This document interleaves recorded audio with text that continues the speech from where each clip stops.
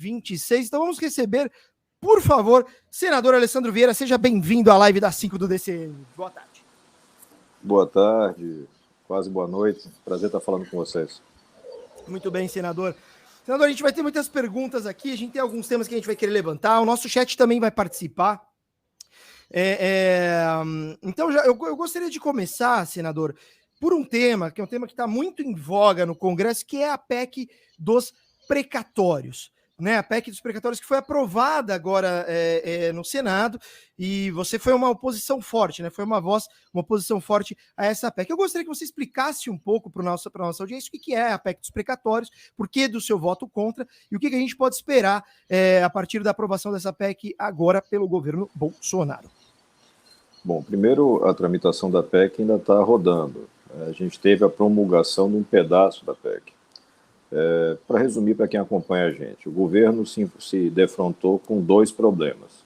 A necessidade de financiar o novo Bolsa Família, apelidado lá pelo Bolsonaro de Auxílio Brasil, e o número de pessoas que precisam ser atendidas é muitíssimo maior do que aqueles que eram já atendidos pelo Bolsa, e o volume de precatórios, que teve um acréscimo no ano de 22 muito significativo, se não estiver enganado, mais de 60% de aumento. Só que eles pegam esses dois problemas e apresentam como resposta, como solução, na verdade, a criação de vários outros problemas.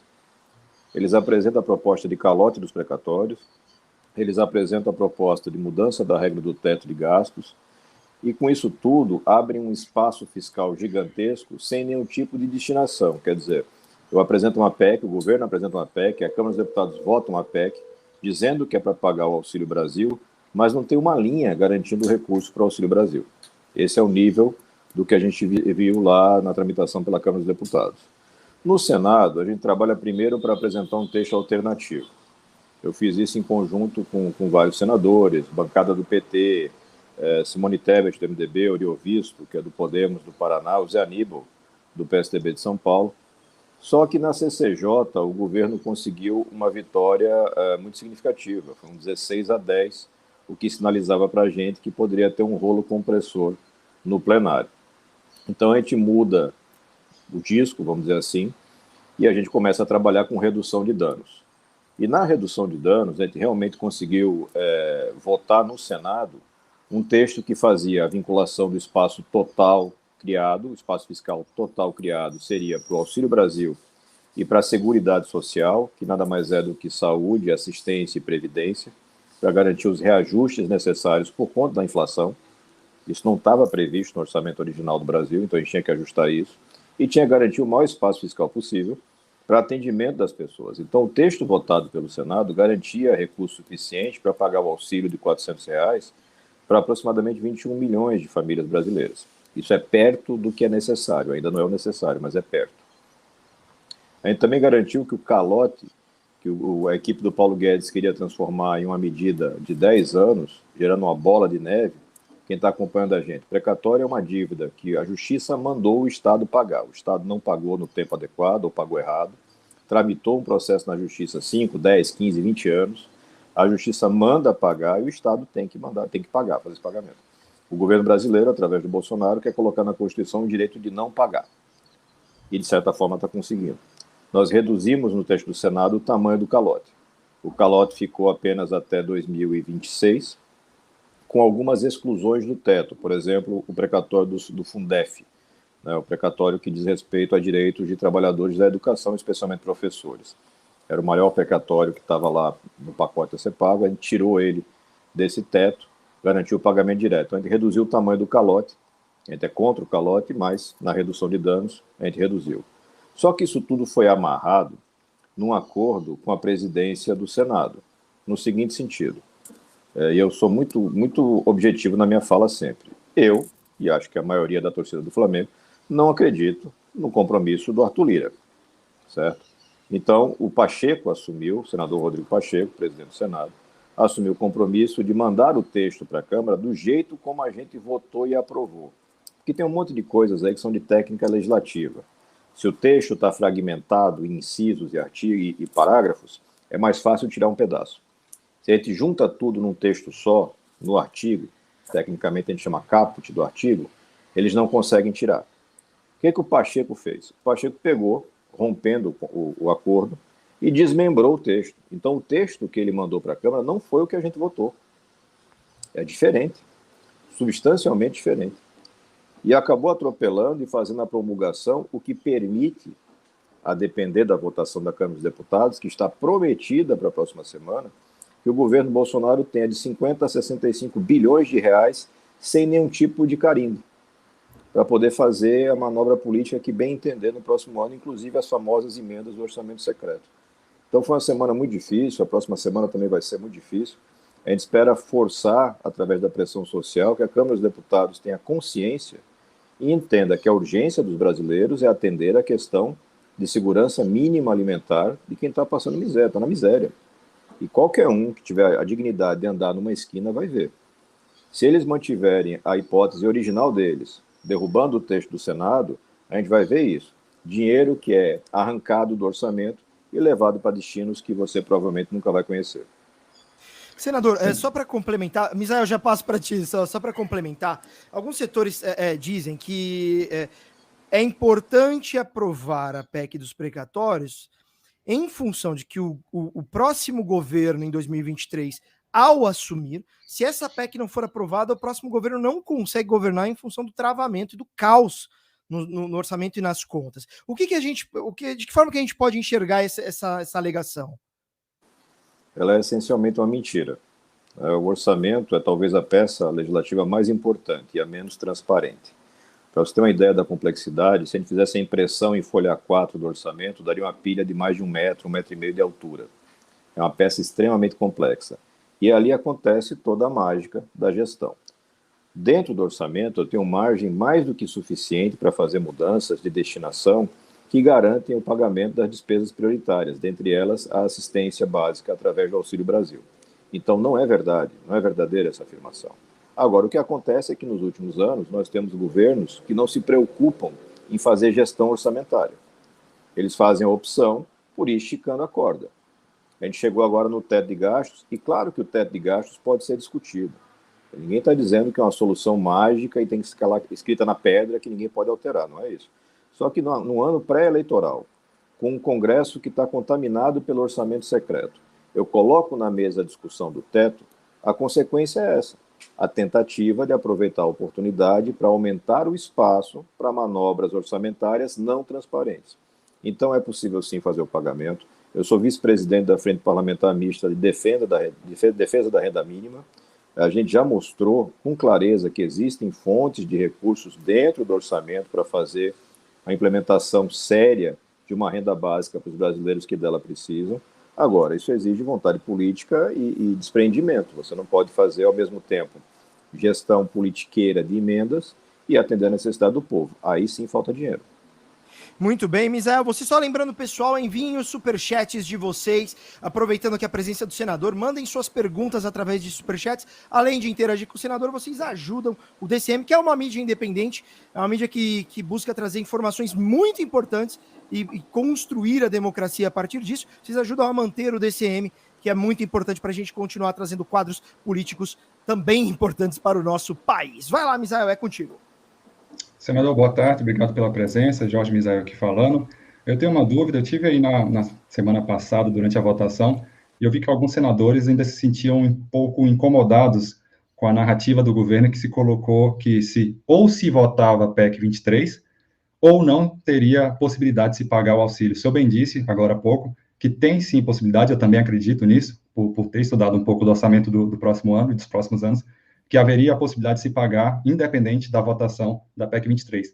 Contudo, precatórios é um assunto ainda difícil para a população média brasileira compreender. Então, o governo faz uma espécie de enquadramento, coloca vocês contra a parede, dizendo, olha, quem votar contra a PEC 23 está votando contra o auxílio. Como é que vocês receberam esse movimento? Claro que o senhor também é um senador de primeiro mandato, assim como os outros que o senhor citou, Ourives Guimarães, José Aníbal, entre outros. Vocês sentiram essa pressão popular? Como é que vocês lidam com esse posicionamento do governo, sempre tentar colocar vocês contra a narrativa que eles mesmos criam? O ideal é sempre você adotar a transparência máxima. Né? Eu particularmente acredito muito na capacidade de compreensão do eleitor ou do cidadão médio brasileiro, desde que você dê para ele informação transparente. Então, quando o governo vem com essa justificativa de que, olha, eu preciso da PEC, senão não consigo pagar o auxílio, as pessoas vão morrer de fome, é minha obrigação dizer que é mentira. Tanto é mentira que antes mesmo da promulgação da PEC, você já teve uma medida provisória, promulgada lá, sancionada, emitida pelo Jair Bolsonaro, viabilizando o pagamento. Porque o Brasil não está com problema financeiro, o Brasil tem aí apenas um pequeno problema orçamentário neste ponto, ou seja, a arrecadação subiu muito nesse ano, você tem uma parte disso que é o chamado imposto inflacionário, ou seja, a inflação aumenta, a arrecadação aumenta também. Como as despesas do governo estão, de certa forma, congeladas, você tem um espaço ali de caixa. Isso é documentado, a equipe do Guedes reconhece. A grande questão é como é que eu encaixo essa grana toda no orçamento previsto. E é por isso que eles tentaram e conseguiram mudar a regra do teto para aumentar a disponibilidade que eles têm de aplicação desta sobra. E eles querem, a todo custo, fazer isso sem nenhum tipo de carimbo. A nossa grande luta é você garantir que seja dinheiro vinculado. Eu não tenho confiança, eu sou muito objetivo, eu não tenho confiança na qualidade da destinação feita pelo governo. Como não tenho confiança, infelizmente, no que a gente vem fazendo na média, ou majoritariamente no Congresso. Você tem destinação de recursos, está sendo cada vez mais documentado, especialmente pelo trabalho da imprensa livre. Você tem cada vez mais o emprego de recursos sem critério técnico, sem transparência, viabilizando corrupção na ponta, mas o que é mais grave do que a corrupção? Garantindo um enorme desperdício de energia e de dinheiro, quando eu tenho necessidades no Brasil gigantescas. Então, a única forma de confrontar o discurso do governo é com informação verdadeira. Você vai, mostra, vai no papel e você faz aquela luta de plenário que vocês presenciam. A gente consegue alguns avanços. Então, hoje, por exemplo, o governo já concorda que seja um programa permanente. Você tem que lembrar que o absurdo no Brasil é tão grande que se a gente não prestar atenção, a gente vai esquecendo. A proposta original do governo era um programa só para 2022. Era só para eleição. Acabou a eleição, vamos ver o que acontece. A gente acabou com isso. Já é consenso, será um programa permanente. Agora a gente quer garantir que a verba desse espaço fiscal aberto seja todo destinado para o social. De boca, o governo concorda. Eu quero ver agora na votação na Câmara o quanto disso vai dar certo. Muito bem, a gente... fala aí, Misael, acho que você ia complementar, manda ver aí, manda ver. Não, eu sou entusiasta dessa pauta orçamentária e fiscal e tal, tenho estudado, tenho me dedicado a isso nos últimos anos, e um ponto que o senador colocou sobre a medida provisória, né, que já veio quase que simultaneamente confirmando o Auxílio Brasil.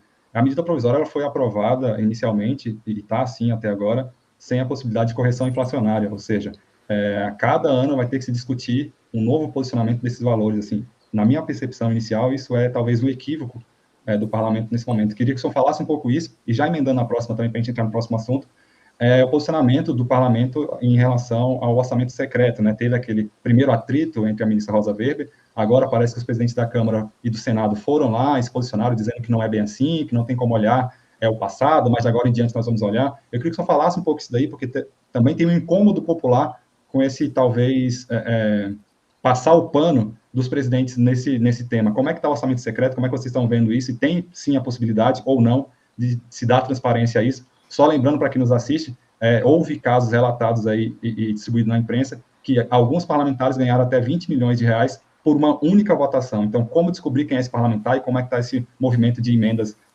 sendo pagas com dinheiro público, sem saber exatamente quem é? Bom, primeiro vamos falar da MP. Né? A MP foi alterada, o texto original, relatado pelo Marcelo Aro, tinha acatado uma série de emendas apresentadas por diversos parlamentares, dentre eles por mim, que garantiam o fim da fila e a correção. Particularmente no tocante à fila, você teve uma alteração no Senado, feita pelo relator, pelo Roberto Rocha, e essa alteração foi considerada como de redação. Aí, de novo, explicando como é que é vamos chamar assim, a estratégia legislativa, né?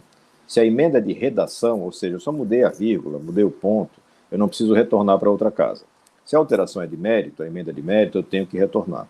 Eles acabaram com a possibilidade, aliás, eles mudaram o fim da fila, que estava muito claro na MP, e não voltaram o texto para a Câmara dos Deputados. O senador Pacheco entendeu que estava tudo ok, que não era uma mudança de mérito. A gente está judicializando isso. Né? Eu fui para a Justiça, junto com outros parlamentares, para questionar isso no Supremo, que existe aí uma fraude, uma infração ao sistema, ao devido processo legislativo. Eu não posso aceitar isso, a gente tem que mudar essa situação. Essa mesma forma de ter que buscar no judiciário, a gente teve com orçamento secreto. Então, o pessoal entrou, PSB entrou, e nós, Cidadania, também entramos com ação na justiça, questionando o orçamento secreto. A ministra Rosa deu e antes disso já tínhamos questionado no Tribunal de Contas da União, e nós conseguimos uma sequência de decisões que mostravam, primeiro, o orçamento secreto é inconstitucional. Segundo, você tem que dar transparência e informar para onde foi esse dinheiro. Para nosso escândalo, é difícil escandalizar alguma coisa em Brasília, mas para nosso escândalo, o presidente do Senado da República, o presidente da Câmara dos Deputados, subscreveram um documento endereçado ao Supremo, dizendo que não era possível informar o que tinha acontecido no passado. Nós fomos forçados, juntamente com o grupo parlamentares, e novamente ao Supremo para dizer com todas as letras que isso é mentira. Aí você imagina como é que fica a democracia de um país onde o presidente do Congresso mente para o Supremo. Esse é o Brasil. O Pacheco mentiu. Quando ele disse que não pode identificar o que aconteceu no passado, é mentira. O Estado de São Paulo, que é o jornal que puxou esse fio da meada, uma matéria em sequência do Breno Lopes, se não estiver enganado o nome do jornalista, já mostrou e já publicou documentos oficiais que mostram que sim, existia um registro, um controle dessa tramitação de emendas, justamente porque elas serviam e continuam servindo para negociatas políticas, de contratação de base parlamentar. Então você tem que ter um controle disso para poder cobrar a fatura. Não é distribuição de dinheiro pela janela. Tem um método, tem forma, isso fica em planilhas que existem dentro das casas legislativas e existem lá na Segov, pelo menos na Segov do governo federal. Então a gente está nesse passo. Nós tivemos novamente uma apresentação de uma proposta do Congresso, ou seja, Arthur Lira, Rodrigo Pacheco, que são hoje gêmeos siameses, dizendo ao Supremo, ok, primeiro ele disse, não consigo identificar o que aconteceu no passado. A gente foi lá e disse, é mentira. Aí ele voltou lá e disse, olha, me enganei, eu consigo, mas preciso de 180 dias para lhe explicar o que aconteceu. A ministra Rosa Weber deu 90 dias para que se apresentem os documentos e liberou a execução, porque a argumentação deles era que o mundo ia parar se as RP9, as emendas de relator, não fossem executadas. É muito complicado, você está no meio de uma crise econômica, social, e ainda ter que lidar com esse tipo de manobra, que é do pior nível que se pode imaginar. Porque, de novo, eu não estou falando de troco de pão, de dinheiro de pinga, para usar a expressão mineira. A gente está falando de mais de 30 bilhões de reais. Não dá para brincar com essas coisas. Por muito menos que isso, você teve um monte de gente, enfim, empichado, caçado, preso, e os caras continuam operando a céu aberto e a gente vai ter que encontrar mecanismos democráticos para reagir a tudo isso. Muito bem. Inclusive, senador, eu arrisco dizer que hoje a gente está de frente com alguns dos maiores escândalos de corrupção da história do país. Pelo menos é a minha impressão, né? Eu gostaria, só para deixar o pessoal do chat tranquilo, o senador ele vai ficar aqui mais 25 minutos, a gente tem um acordo para ele ficar até 18h15, né, senador? E a gente vai fazer todas as perguntas, viu, senador? Tem perguntas em área sensível, em áreas sensíveis, e eu acho que o senhor está aqui, e a gente, na democracia assim, a gente tem direito de fazer a pergunta, e o senhor de respondê-las, enfim. E eu gostaria de dar introdução já, antes, acho que a gente pode deixar para o último tema, viu, Misael? A questão sobre a CPI da pandemia, que eu quero deixar esse tema para o final, mas acho que a gente pode dar introdução para algumas das perguntas do chat e de repente, já incluir isso nas perguntas a serem feitas para o senador. Tem um ponto muito polêmico, que é o seu apoio ao Sérgio Moro. Né? O Sérgio Moro, que foi condenado,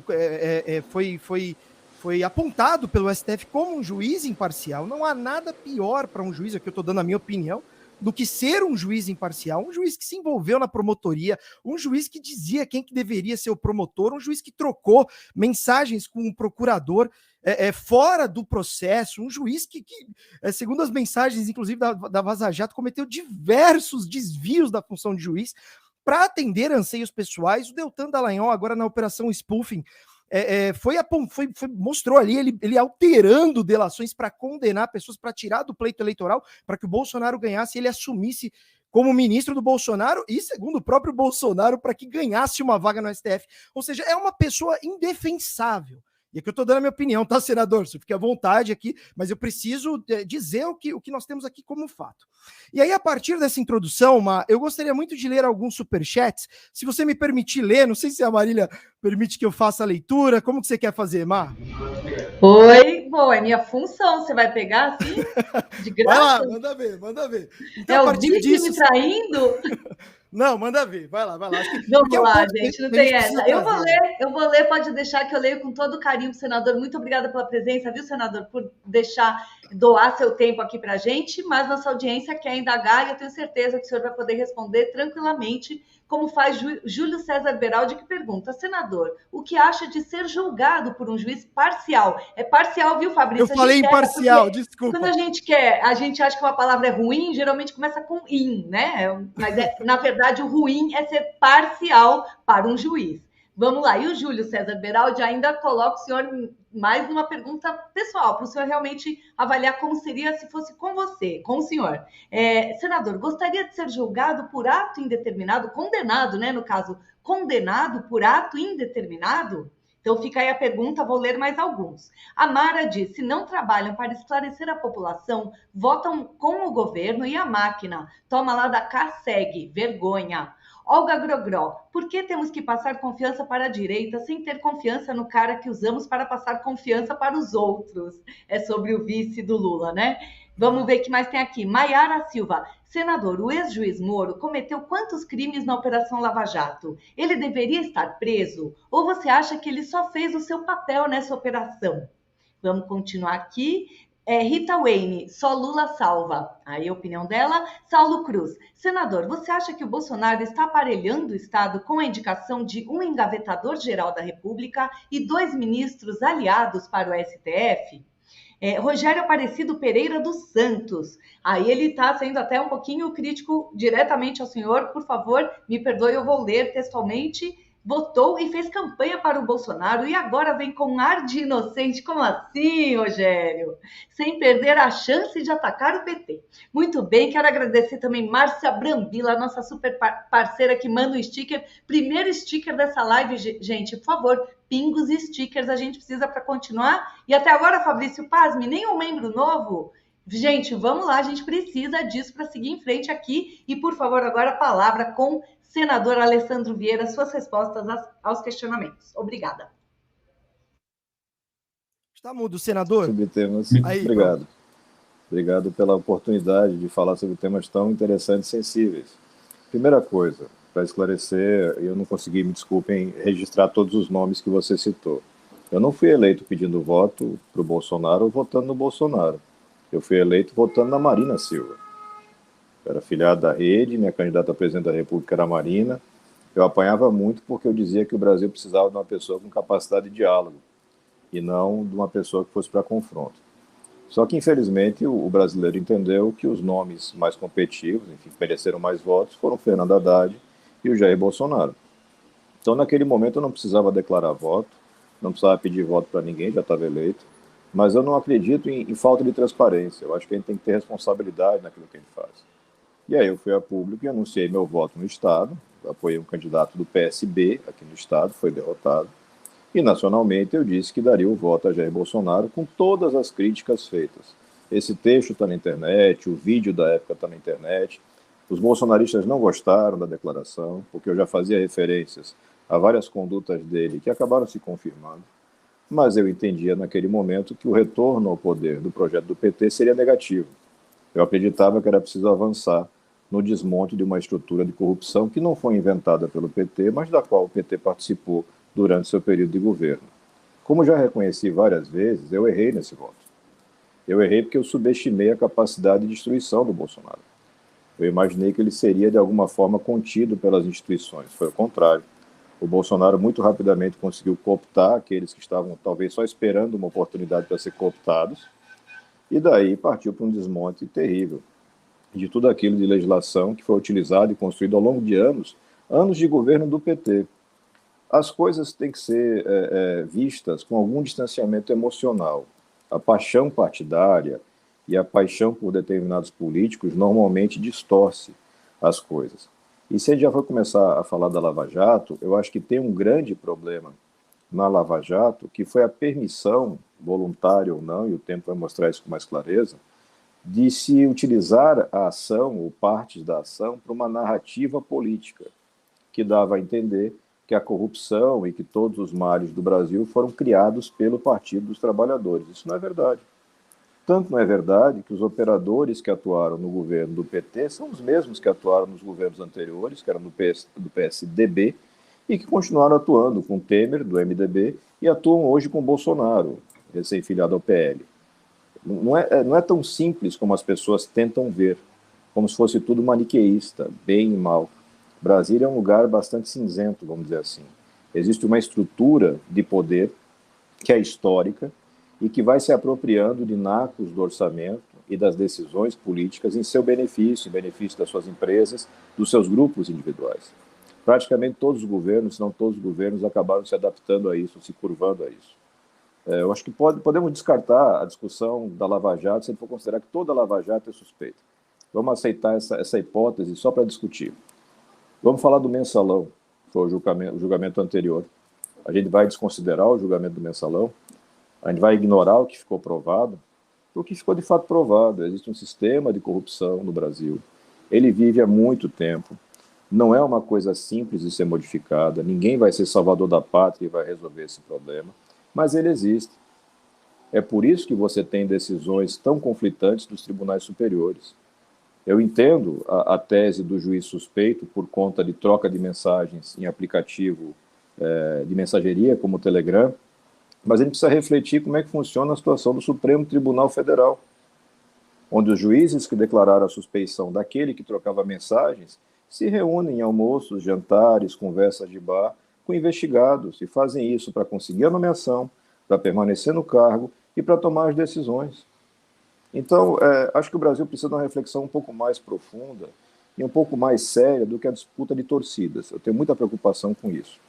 Então, já há bastante tempo eu declarei, e tenho sido talvez um adversário muito duro dos defeitos desse governo Bolsonaro, muito difícil encontrar uma qualidade nesse governo. Acho que talvez alguma coisa da agricultura, mas em regra é um governo de destruição, e a gente precisa extrair lições disso. Então, em 2018, eu fui para a urna. Eu não sou adepto do voto nulo, não sou adepto do voto em branco e não sou adepto da omissão. Eu fui para a urna e fiz uma escolha, me arrependo da escolha. Acho que a escolha não foi a melhor. Agora, para 22, a gente trabalha para providenciar alternativas para que os brasileiros possam votar num projeto de construção. Não dá mais para votar com base no anti-alguma coisa. Anti-PT, anti-Bolsonaro, anti-sei lá o quê. A gente tem que construir. Não é simples. E com relação às questões técnicas da investigação da Operação Lava Jato, eu não trabalhei nessa operação, eu não posso falar de detalhes técnicos. O que eu posso falar é que vários daqueles fatos, se não todos os fatos, correspondem à verdade e foram confirmados em diversas instâncias da Justiça.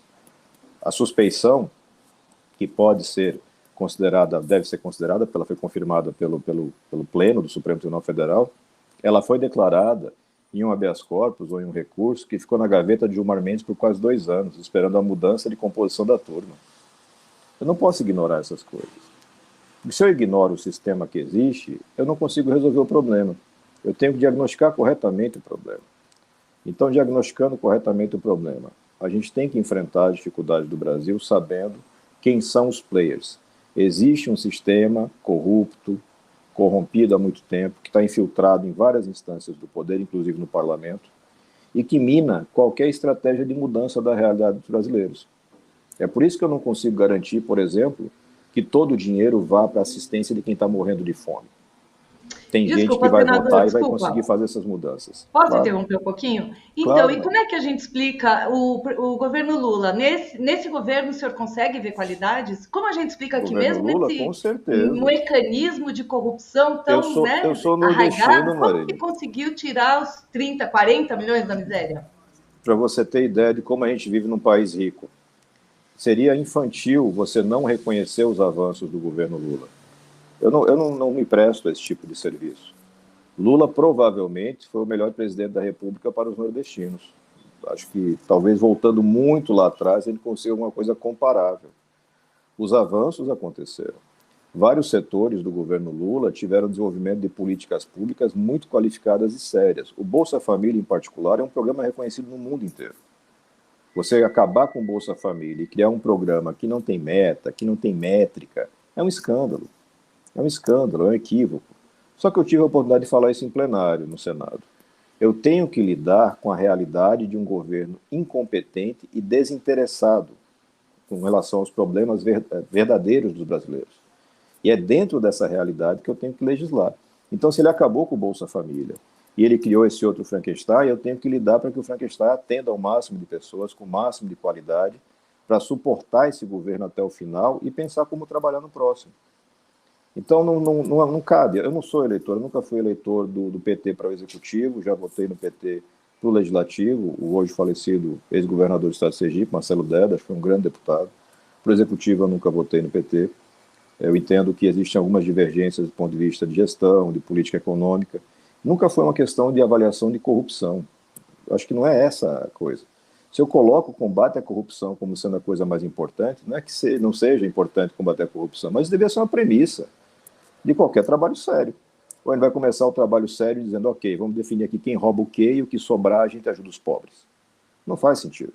Então, acho que o Brasil precisa, tanto faz se é Lula, Zezinho, Alessandro, eu preciso ter a convicção de que os projetos são consistentes e que eles serão executados democraticamente. Eu não acho democrático comprar base parlamentar. É o que a gente tem hoje com o Bolsolão e foi o que a gente teve com o Mensalão. No Mensalão, acho que ninguém foi declarado suspeito. Acho que ninguém teve um julgamento ou mensagem de Telegram hackeada. Então, dá para abstrair essa questão da Lava Jato, que virou uma briga de egos, e cuidar do Brasil. O Brasil precisa de bons projetos, de bons programas, de instituições que funcionem. E funcionem de verdade para todos. Não só para quem está ali no poder naquele momento, não só para a duração de um governo. A gente tem que cuidar desse país. A destruição que a gente está vivenciando hoje é dramática. Na educação, nós retrocedemos mais de 20 anos. Isso significa que tem 2 gerações de brasileiros que estão sendo condenadas ao subemprego ou ao desemprego. Esse tem que ser meu foco. Não dá para ser ideologia ou briga de egos. Só um ponto, Misael, que eu acho que o ponto, senador, que inclusive um dos nossos internautas trouxe e que eu trago também, o fato do Sérgio Moro, na condenação que ele colocou, ele não colocou nenhum motivo específico, era ato indeterminado. E nos embargos de declaração, quando pediram os embargos de declaração para ele deixou claro, esse juiz não está condena, não está indicando que o ex-presidente Lula tem qualquer envolvimento com a Petrobras, inclusive um processo que não deveria nem acontecer em Curitiba.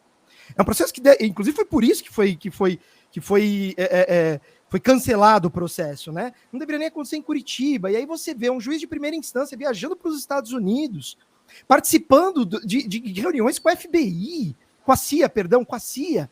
Assim, é muito louco, assim, para mim, eu tenho pai e mãe advogados, eu prezo muito pelo Estado Democrático de Direito, e eu não aceitaria, senador, em hipótese nenhuma, ter um juiz que vai me julgar já conversando com a outra parte. E é esse o ponto. Quando você tem um juiz que, ao julgar alguém, está conversando com uma das partes, acabou a justiça. E quando ele faz isso, depois aceita um cargo no governo de quem ele ajudou a eleger, visando o STF, sabe? É muito complicado a gente apoiar, a gente olhar para um cara desse, poxa, e aí hoje ele aparece com o chapéu de cangaceiro, né? Assim, é uma loucura. Eu tô dando a minha opinião, senador, o senhor deu a sua, com todo o respeito, mas é uma loucura. Na minha humilde opinião, o Sérgio Moro precisa responder o que eu entendo como crime, pela parcialidade dele. Ele destruiu o Estado de Direito no país. Se nós somos legalistas, nós precisamos nos posicionar fortemente. A gente recebe aqui a gente tem uma parceria com o Grupo Prerrogativas, que é um grupo de juristas maravilhosos. A gente tem o jurista Pedro Serrano, que fala muito bem disso, né? E detalhe, o Moro depois consegue um emprego nos Estados Unidos em uma das empresas que ele estava investigando. Ou seja, é uma loucura, é uma loucura. E é por isso que, e o senhor, eu admiro muito o trabalho que o senhor fez na CPI, e acho que essa é a grande indignação. Fala, pô, mas não é possível o senador Alessandro Vieira falando a favor do Sérgio Moro, que é um cara que comprovadamente se eu acho que tem envolveu uma em coisas... confusão aí, Fabrício. Talvez um registro de vocês de produção. Eu sou pré-candidato à presidência da República, eu não declarei apoio ao Sérgio Moro. Eu Nesse li... momento, eu não Tá. vejo ele preenchendo aquilo que eu acho necessário. Pode Boa. preencher? Pode. Ninguém está impedido de preencher. Mas, nesse momento, não. Porque os problemas do Brasil não se resumem a uma questão monotemática de combate à corrupção. Então, acho que nunca aconteceu essa declaração de apoio ou coisa parecida da minha parte. Eu também não conheço essa questão do juiz, em primeira instância, tendo reunião com a CIA. Esse pedaço eu não conheço. Eu sei o ministro depois tendo reunião com a CIA. Acho um erro tremendo ter feito essa assunção do cargo no governo Bolsonaro, mas é uma decisão pessoal. Não posso ir além disso, eu não faria isso. E com relação a crimes, eventualmente a fatos, tem um ponto específico que eu sempre mencionei como equivocado, na minha visão seria crime. Agora você veja como é que são as coisas. O Supremo decidiu que não, que foi o vazamento de áudios captados após o final da validade de uma interceptação telefônica, aquele famoso áudio do Bessias, né? Para mim aquilo ali é irregular ao extremo. Aquilo foi objeto de discussão do Supremo, esse mesmo Supremo, e eles disseram não, está tudo ok. Então, assim, não dá para fazer juízo de conveniência. Esse é o convite que eu faço para as pessoas. Avaliar os fatos. Eu não posso pegar agora e dizer, cara, que legal, o Gilmar Mendes decidiu que o Sérgio Moro é suspeito. Poxa, o Gilmar é nota 10. Não é. O Gilmar é parte de um esquemaço, entendeu? Não só ele, vários. Então, se a gente consegue fazer essa leitura um pouquinho mais fria, a gente fica mais perto de solucionar esses problemas, entendeu? Eu acho que dentro de um sistema democrático, do Estado Democrático de Direito, você me pergunta, você concorda com a decisão do Supremo, da declaração da suspeição, da forma como foi feita, através daquele artifício, do processo que ficou devidamente engavetado com Gilmar, e que ele tira da gaveta quando se afasta o Celso de Mello? Não, eu acho que ali está absolutamente equivocada a forma. Eu acho que tudo isso poderia ter sido discutido e reconhecido, eventualmente, em momento anterior, mas não naquela hora. Mas, se o Supremo decidiu assim, eu tenho o meu direito de continuar achando que está errado, mas não posso mudar a realidade, senão deixa de ser Estado Democrático de Direito. Vira Estado Democrático do Alessandro, do Fabrício, da Marília. Não dá para ser assim. Então, dentro da realidade que nós temos hoje, nós temos o ex-presidente Lula de volta ao jogo. Nenhum daqueles processos vai chegar ao fim por conta da idade dele, a prescrição vai ser declarada, isso é absolutamente inexorável. Essa prescrição e essa decisão vai ser aproveitada por um monte de gente que cometeu crimes gravíssimos. A gente vai ter que, em algum momento, sentar para discutir o que a gente faz com os bilhões que voltarem com as confissões. A gente vai ter que sentar para ter esse debate no Brasil. É inacreditável, mas a gente vai ter que sentar. Mas isso não é tão relevante quanto a necessidade que eu tenho hoje de construir caminhos para o brasileiro. Eu não posso permitir que meu país fique refém eternamente de uma disputa pseudo-ideológica que, na verdade, virou uma disputa de egos, de personalidades. Eu também, aí eu posso falar, eu nasci no Rio Grande do Sul, mas cheguei no Nordeste com 8 anos de idade. Sou nordestino de alma, com muito orgulho. Eu não acho minimamente razoável sair tacando o chapéu de cangaceiro para tirar foto, como não achava razoável na época a famosa foto em cima de um jegue ou comer buchada para dizer que é popular.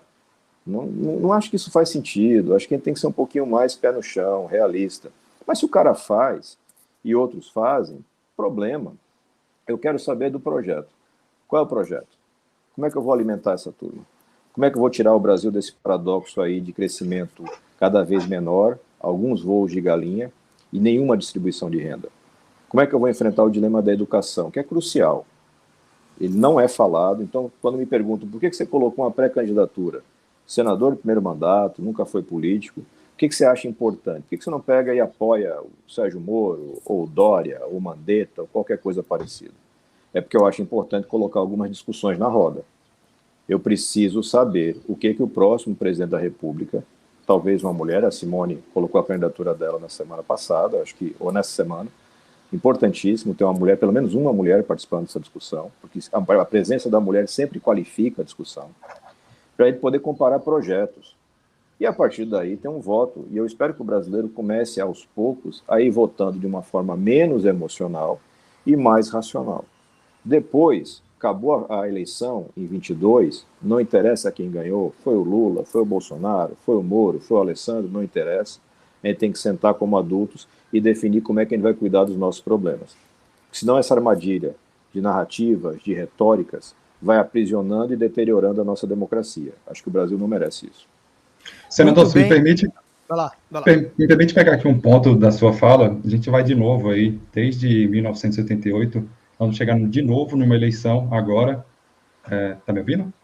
Tô. Tá me ouvindo bem? A gente vai chegar de novo nessa eleição agora com pelo menos mais de 10 candidatos a presidente da República. A gente vai ter um palanque gigante, várias plataformas, algumas difíceis até de compreender, para debater temas fundamentais para a nação nesse momento. Desemprego, PIB, crescimento econômico, digitalização, serviço público, saúde, pandemia. Como é que se debate assuntos dessa profundidade, dessa gravidade, com 13 pessoas ali no palco, cada um tem que fazer uma pergunta de 1 minuto, responder em 1 minuto, a tréplica em 30 segundos. Você concorda que não dá para a gente conseguir estabelecer um debate público entre candidatos à presidência da República do Brasil, com a quantidade de candidatos que a gente vai chegar de novo nessa eleição, mais de 10 candidatos pelo menos? Eu acredito, primeiro, sim, você tem toda a razão. Não dá para fazer um debate sério com mais de 10 pessoas. Mas eu acredito que não vai ser essa a realidade da eleição. Eu acho que a manutenção da reforma eleitoral, que foi uma luta nossa lá no Senado, não permitia a volta das coligações, não permitia aquelas mudanças que a Câmara dos Deputados chegou a aprovar, é muito importante para você ter uma concentração partidária. Eu não acho que a gente vai chegar na eleição propriamente com 10, 12 candidatos. Nessa etapa em que a gente está, que é uma etapa de pré-candidaturas, eu acho que é muito bom.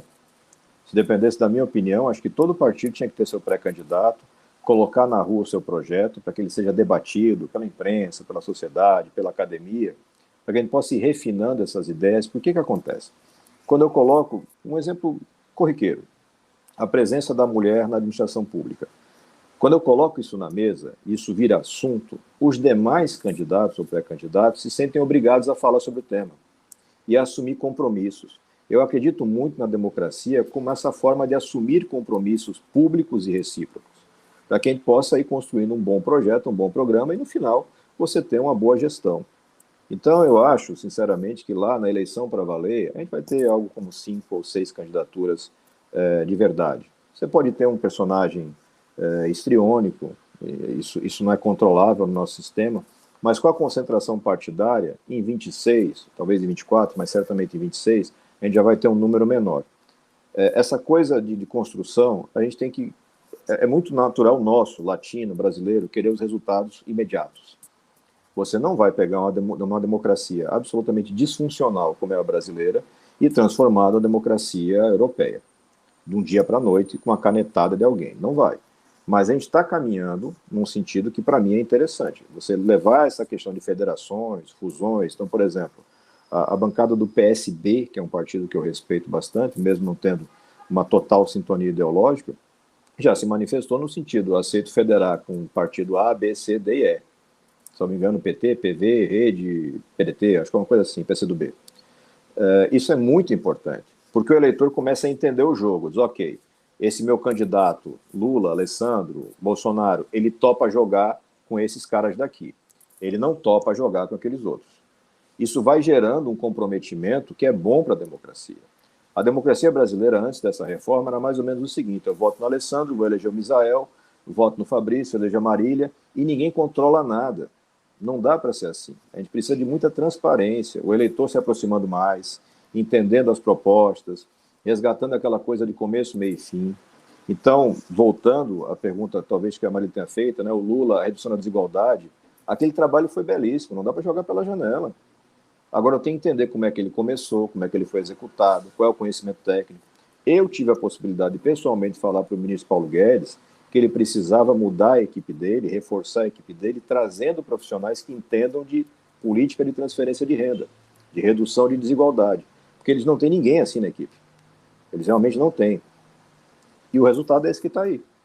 Os caras soltam as coisas aleatórias, você vai ter muita grana circulando, mas o impacto muito menor do que se teria com um programa, às vezes até com orçamento menor, mas muito bem executado, como foi o Bolsa ao longo de muitos anos. Muito bem, muito bem. Marília, temos superchats, né? Vamos dar voz para a galera, que o pessoal está animado aqui para conversar com o senador. Eu vou de baixo para cima, não fiquem bravos, mas tem uma pergunta bem direta da Antonieta Bauab, eu queria que o senhor já respondesse. Senador, o que achou do impeachment da presidenta Dilma? Foi justo? Desculpa, o impeachment da Dilma? Se eu achei justo? Sim. Veja, se eu considerar que qualquer modificação contábil, contabilidade criativa é motivo para impeachment, ok, é justo. Vários fizeram antes dela e o Bolsonaro está fazendo depois dela.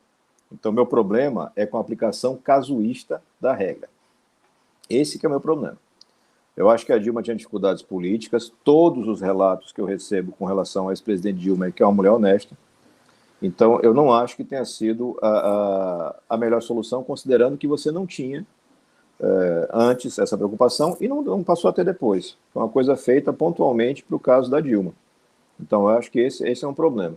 Mas ele não pode deixar de compreender que ali foi meio que o final de um processo imenso de criminalização e de cometimento de crimes, em alguns casos, que desembocou naquilo tudo. Não vou chamar... Os comentários aqui, eu não sei se são os que você chama de superchat, eu não entendo desse negócio de lives, mas alguns aqui são fantásticos, né? Então, agora a Marina aqui gritando golpe, eu não grito que é golpe, eu não acho que foi golpe, não. É o mesmo conceito que eu apliquei com relação ao Supremo decidindo que o Moro é suspeito ou não é suspeito. No Estado Democrático de Direito, você tem as instituições funcionando. Então, a tipificação que foi aplicada para Dilma, ela não é absurda, mas ela deve ser seguida para todos. Quando eu faço para Dilma, não faço para o Temer, não faço para o Bolsonaro, aí eu esculhambei todo o instituto do impeachment, coisa que eu vale. Mas não para um presidente mais de um ano, então? Se tiver cometendo atos fora do limite, não tem que ser assim? Mas não sei, se você cometer um ato fora do limite jurídico, você vai ser punida. Mas, tem que mudar isso aí, eu acho. Não, é que nesse caso, o crime de responsabilidade, o atraso do pagamento lá aos bancos, não configura crime de responsabilidade como previsto na Constituição. Mas é que é um debate maior, acho que a pergunta foi respondida. Mas é um debate relativamente simples de ser direcionado quando você respeita o Estado Democrático de Direito. Então, o que eu falei com relação às decisões do Supremo? Eu não concordo, mas o Supremo decidiu. E quem diz a lei no final de tudo é o Supremo. Né? O meu conterrâneo Carlos Brito, Aires Brito, como chamam nacionalmente, diz que o Supremo tem o direito de errar por último. É o que diz a Constituição. Então, esses órgãos todos foram provocados e reconheceram a validade daquele procedimento. Então, de certa forma, é uma discussão que vira só de política, de narrativas políticas. O que eu acho que é muito importante observar para frente é que se aplicamos esse entendimento para Dilma Rousseff, tinha que ter aplicado para Michel Temer e seguramente tem que aplicar para Jair Bolsonaro. Porque a quantidade de crimes de responsabilidade cometidos por Bolsonaro é incomparável. Acho que ele nunca teve um presidente que cometesse tanto crime como Jair Bolsonaro. Então, e vai ficando, né? Senador, os superchats, eles ficam coloridinhos assim, olha, numa cor diferente. Tem essa pergunta já bem direta do Pablo Antunes. Como um delegado vota em um miliciano? Como o senhor responderia isso? Naquele momento, entre Fernando Haddad e Jair Bolsonaro, com as informações que eu tinha, eu imaginei que seria um voto que daria continuidade a um processo de mudança do Estado. Estava errado, já reconheci que estava errado. Não estava tão claro. E existe uma figura, você vê como algumas decisões impactam na vida da gente. A famosa operação das rachadinhas, ela poderia ter sido realizada antes do segundo turno, ou antes do primeiro turno, se eu não estiver enganado. E o Tribunal do Rio decidiu fazer só depois, com medo de impactar a eleição. Então é o tipo de informação que circula e meio que vai se perdendo na história, mas não pode esquecer. Se a gente aplica as regras de uma forma só, seguramente o brasileiro teria muito mais informações sobre Bolsonaro e teria, muito provavelmente, um voto divergente em alguns pontos. Essa informação não era clara para mim naquele momento. Hoje, em retrospectiva, engenheiro de obra feita, como é que você se enganou achando que esse cara poderia, de alguma forma, ser controlável ou, de alguma forma, fazer alguma coisa positiva? Eu votei naquele momento, era 18, com as informações de 18. Muito bem, vamos lá. Uma informação importante, então, gente. Primeiro, ele está arrependido de ter votado em Bolsonaro, pelo que eu entendi, e não apoia Sérgio Moro. Muita gente ainda insiste que o senhor apoia Sérgio Moro para presidente em 2022. Eu apoio o combate à corrupção, mas combate à corrupção é um programa de governo. Muito bom aqui, ó. Não vi ninguém ainda dizendo que é a favor da corrupção. Esses candidatos foram lançados, vai ser um sucesso de mídia. Exatamente. Mas, como você mesmo disse, né, senador, um problema talvez menor, ou de outras soluções, que não simplesmente acabar com tudo, né? Fechar empresas. Tem outras formas de combater a corrupção que não deixem a população e o Brasil nessa miséria que nós estamos vivendo. Heraldo Araújo, senador, todo mundo do planeta é contra a corrupção. Estados Unidos e Alemanha já tiveram problemas com as empreiteiras, nem por isso usaram o lawfare. O senhor não acha que alguma mudança profunda tem que haver no nosso judiciário? Isso ele já falou bastante, gente, mas só para pontuar aqui. Deixa eu ler mais alguns. Pavlova Caterine Segala fala, é um escracho defender o Moro, um juiz fascista, isso. Valéria Araújo, então quer dizer que defender o certo é dizer que somos torcedores fanáticos?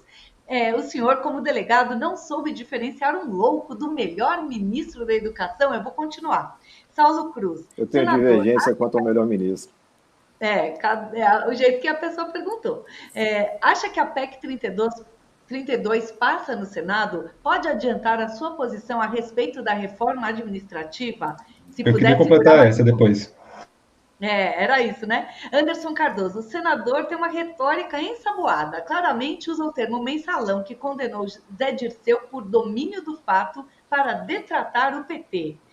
Opinião dele aqui. Ângela Cravo de Pietro. O presidente Lula não foi o melhor presidente para os nordestinos. Eu sou catarinense, ele foi o melhor presidente para mim e para muitos que eu conheço. Ele foi o melhor presidente que o Brasil já teve e terá novamente. Carlos Viana. Sérgio Moro destruiu cadeias produtivas inteiras, milhões de empregos perdidos, enquanto criou uma indústria milionária de delação premiada. Ruth Carvalho, Bozo não enganou ninguém, 28 anos, fez a mesma coisa. Reginalíssima, eu não entendi, ela fala, até quando suportaremos essa era, ou de fato era? Entendi, ela escreveu era como tempo, e depois era com H, acho que querendo dizer que é uma erva daninha. Tá acabando, a gente não vai ter que suportar muito mais não. Ivo Zimmermann, senador, o senhor é um fofo, mas onde o senhor estava para não conhecer os 28 anos de desmandos na Câmara? NL fala, senador, votaria em Lula no segundo turno com Bolsonaro? Agora já foram muitas perguntas. Um monte de perguntas. Eu quero essa, por favor. Votaria? Vamos lá, o segundo turno amanhã. Quer começar pela última? Difícil? É uma escolha difícil ainda? Não é uma escolha difícil. Eu vou trabalhar muito para não ter que fazer essa escolha. Eu acredito, sinceramente, com todos os méritos que o Lula teve nos seus governos, que o Brasil precisa de soluções diferentes. Eu acredito que a volta do Lula não ajuda o Brasil e acho que a permanência de Bolsonaro é um desastre completo. Então, essa é uma decisão que vai ser tomada com base no que tiver construído lá para 22, mas com muita segurança eu posso dizer que não darei meu voto novamente a Jair Bolsonaro. Eu sou testemunha presencial do desastre que está acontecendo. Isso incomoda muito os eleitores mais apaixonados do Bolsonaro, eu sei, entendo, tenho vários amigos nessa situação, acho que todo mundo tem parente bolsonarista, algum conhecido que foi bolsonarista ou que é bolsonarista, virou um culto à personalidade. Eu acho que a gente tem que ter clareza. Viver em democracia muitas vezes exige que você tome decisões difíceis. Essa, particularmente, é uma decisão que eu espero não ter necessidade de tomar. Estou trabalhando para que não aconteça. Caso venha acontecer, lá no momento, esse voto vai ser manifestado com toda a transparência, com toda a lealdade com o eleitor. Eu acho que viajar para Paris eu não vou, está muito caro viajar para Paris, eu não vou fugir no dia da eleição. Eu não acho que dá para liderar fugindo das coisas, mas acho que isso tem que ser conversado e acho que a campanha, a pré-campanha agora e a campanha, vai ter o papel de tentar sedimentar nas pessoas um entendimento de busca de futuro. Buscar condições para que o Brasil tenha uma estabilidade política, que não precisa, viu uma passagem de pergunta aqui nesse superchat, coisa que o Valha, perguntando se tem que governar com o Centrão. Não tem que governar com o Centrão. Só que governar sem o Centrão dá um trabalho desgraçado, porque você vai ter que sentar e fazer maioria de votos a cada ideia, a cada projeto. Se você conseguir fazer isso com transparência, participação da sociedade, parabéns, é uma democracia madura. Hoje, no Brasil, há muito tempo, a gente vive uma democracia que é disfuncional, ela é baseada em repasse de cargos, emendas, e isso eu faço sempre questão de frisar, não foi inventado pelo Partido dos Trabalhadores, não foi uma invenção do PT. Quem tem cabelo branco, como eu já tenho, sabe como é que foi conquistada, por exemplo, a emenda da reeleição do Fernando Henrique. Então, se a gente dá distância histórica, analisa os fatos, talvez a gente tenha condições de fazer um avanço já em 22. Eu espero que isso aconteça. Se não acontecer, paciência, eu vou estar lá na luta sempre em defesa do espaço democrático, da divergência de ideias e da construção de bons projetos. E tem 1 milhão de outras perguntas que você fez, Marília, que eu, sinceramente, vou ter dificuldade de lembrar. Mas eu me lembro de uma relativa à PEC 32, que o Jorge Misael queria reforçar. Eu sou vice-presidente da Frente Parlamentar Mista de Defesa da Reforma Administrativa. Tive uma reunião que tratou sobre isso na semana passada. Qual é meu ponto? Não há como fazer uma reforma administrativa séria no governo Bolsonaro. Ela vai servir apenas para punir o fiscal do IBAMA, o delegado da Federal, o procurador ou quem quer que seja que desafie os limites desse governo autoritário que a gente tem. Eu acho que a gente precisa sim de uma reforma administrativa que melhore a qualidade do serviço público, mas esse não será o viés hoje. Então hoje, muito claramente, eu voto contrário, eu sou contra a tramitação da proposta de emenda de reforma administrativa. Eu acho que não é momento para isso. A gente vai precisar discutir sim, o serviço público tem condição de prestar um serviço público final muito melhor, os servidores públicos têm essa capacidade, mas é muito claro que hoje o problema do Brasil, o problema central do Brasil não está no servidor público, está na política, está nas escolhas políticas que estão sendo feitas. É aí que está o problema. Então, não vou entrar, não vai contar com o meu apoio, com o meu voto, demonizar categorias para fazer palanque político. Isso aí não faz o menor sentido. Senador, a gente está com informações que a gente precisa te liberar. Eu gostaria só de fazer 2 perguntas que de repente possam ser bem rápidas. Uma, se depois de votar no Mendonça e ele, ao terminar a sabatina, ele diz a seguinte frase: a primeira reação foi dar glória a Deus por essa vitória. É um passo para um homem, mas na história dos evangélicos do Brasil é um salto. Um passo para um homem, um salto para os evangélicos. Quero saber se você se sentiu traído ali por ele falar um negócio na sabatina e depois falar outra. E se você acredita que a CPI da pandemia vai ter desdobramentos ao ponto de levar o Bolsonaro e aquela horda dele, enfim, para a cadeia. Então são 2 perguntas que podem para finalizar aqui. Tá. A forma como André Mendonça reagiu à votação é particular dele. Eu nunca parei para imaginar como é que o Fux reagiu, o Gilmar, ou qualquer um dos outros 10 ministros após a votação. Não sei se rezaram, não sei se chamaram a galera para tomar cachaça, e acho que isso não é relevante. O que para mim é importante, e foi o que eu questionei ao André Mendonça, no privado e na sabatina. Você vai ter independência e autonomia para poder fazer sua votação fora do controle do presidente que lhe indica e fora do controle das lideranças evangélicas? E ele respondeu que sim. Considerando o cenário que nós tínhamos ali no plenário, e as pessoas têm que aprofundar mais, isso é um trabalho que vocês fazem muito bem, aprofundar mais a informação para entender o que acontece e o que estava em jogo, as alternativas postas com relação ao nome do André Mendonça, para mim, eram incomparavelmente piores. Então, eu votei contra a indicação do Cássio Nunes, eu votei contra a recondução do Augusto Aras, então eu tenho, acho que, um certo crédito para dizer que dentro dos requisitos constitucionais eu entendi que o André Mendonça estava dentro daquilo. Não seria o meu indicado individual, mas essa prerrogativa não é minha, é do presidente da República. Acho que ele atendia. O Bolsonaro claramente não fez força nenhuma para esse cara ser ministro. O Bolsonaro deixou ele na chuva 4, 5 meses. No plenário, o grupo do Bolsonaro pedia voto contra o André Mendonça. Eu vi isso acontecendo. Porque justamente o jogo de Brasília não é esse jogo tão fácil como se imagina.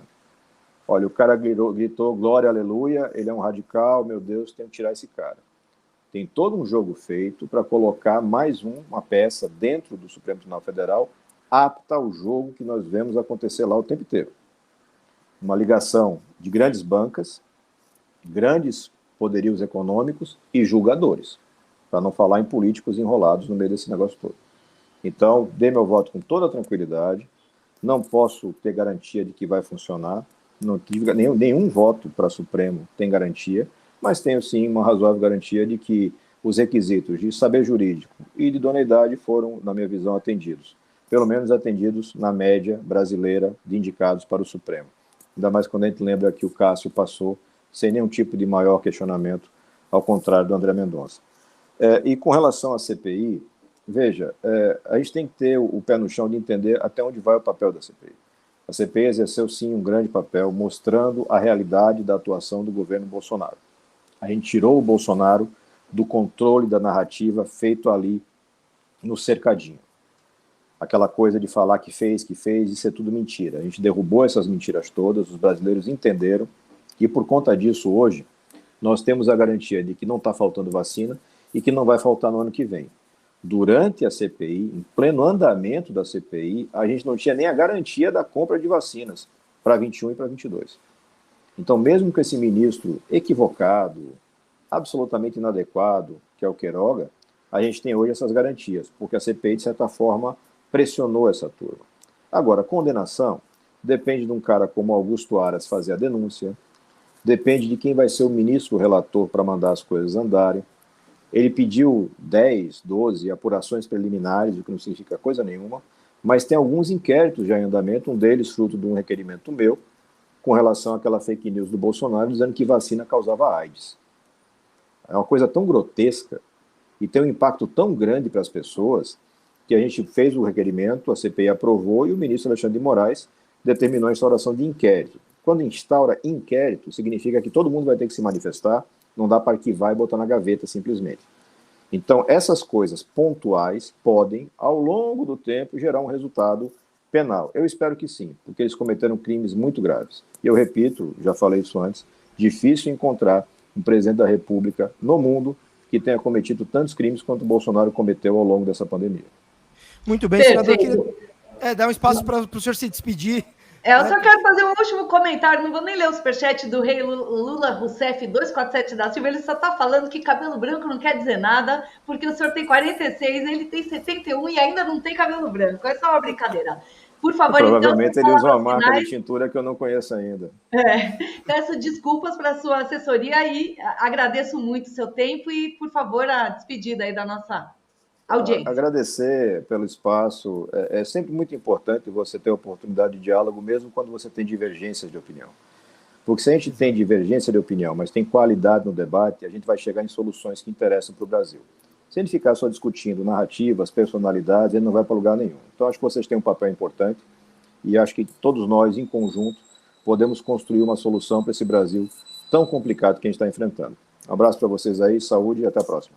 Senador, muito obrigado, um forte abraço, obrigado por encarar aqui as perguntas, mas acho que a gente tocou em temas importantes que estão acontecendo hoje, temas sensíveis, e foi muito bacana, espero que você possa voltar mais vezes ao DCM, as portas estarão sempre abertas para o senhor.